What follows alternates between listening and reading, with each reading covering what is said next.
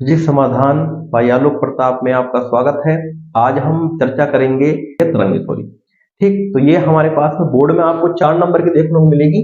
एक ही चैप्टर है विद्युत चुंबकीय तरंगे, चैप्टर नंबर 12 है, तैयार करना है। एक सवाल आपको ये E/B या E0/B0 इक्वल टू होता है प्रकाश की चाल c के बराबर। आपसे क्या कहेगा, या तो आपको B का मान दे देगा और पूछेगा E का मान कितना होगा, तो 3 × 10⁸ यानी प्रकाश की चाल जो होगी है उससे आप मल्टीप्लाई कर देंगे। और जैसे आपको यदि वो आपको E दे देता है और B0 पूछता है तो आप क्या करेंगे, आप इसकी मल्टीप्लाई इससे भाग दे करके B0 का मान निकाल लेंगे। तो 1 नंबर का सवाल आपको यहाँ से देखने को मिल जाता है।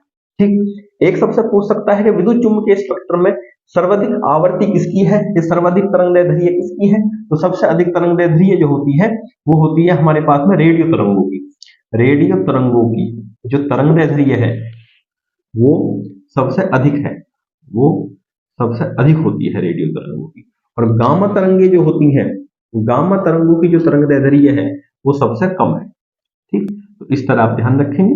तो ये हाशिया विद्युत चुंबकीय तरंगे इलेक्ट्रोमैग्नेटिक वेव्स जो हैं उनकी प्रकृति कैसी है, तो ये अनुप्रस्थ प्रकृति की तरंगे हैं, ये अनुप्रस्थ प्रकृति की तरंगे होती हैं।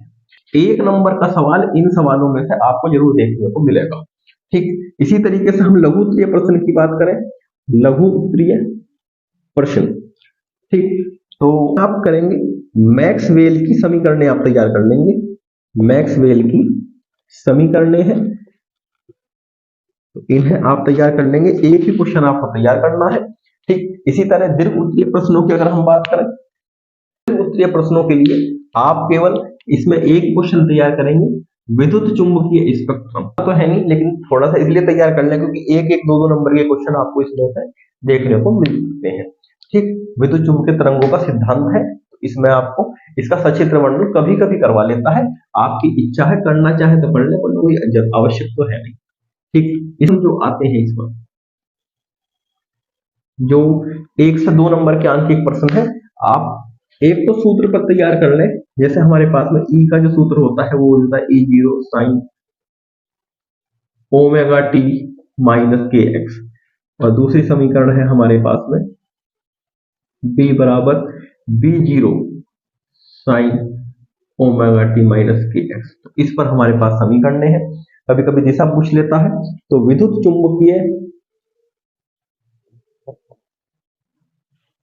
चुंबकीय तरंग की दिशा जो होती है उसकी दिशा है E vector cross B vector, यानी यो E वेक्टर और B वेक्टर के दोनों के लंबवत होती है।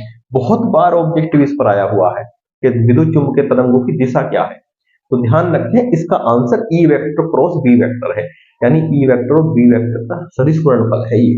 ठीक, और दूसरा क्वेश्चन जो हमारे पास अगर 2 नंबर में कोई क्वेश्चन आता है, या तो इस पर आएगा या फिर हमारे पास ऊर्जा घनत्व पूछेगा।